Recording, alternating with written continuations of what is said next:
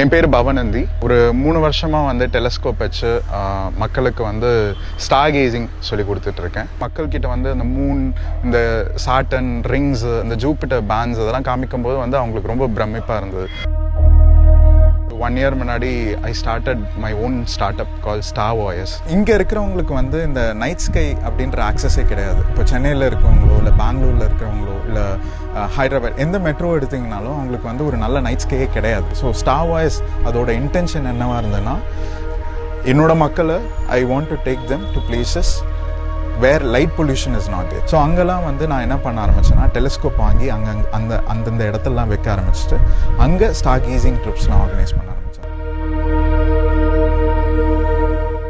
So என்னோட ஒரு trip வந்து நான் எப்படி பார்க்குறேன்னா, ஒரு எஜுகேஷ்னல் ட்ரிப்பாக இருக்கும். லைக் நைட் டைம் வந்து ஸ்டார் கேசிங் பற்றி, அதே மாதிரி காலையில் டு ஈவினிங் வந்து அந்த கல்ச்சுரல் ட்ரிப், ஒரு அவங்க லைக் அதை தாண்டி வந்து ஃபன்னும் இருக்கும். But at the same time ஒரு கோர் ஆஃப் த இதுவும் வந்து லேர்னிங், அதுதான் வந்து எனக்கு ஒரு இம்பார்ட்டண்டான விஷயம்.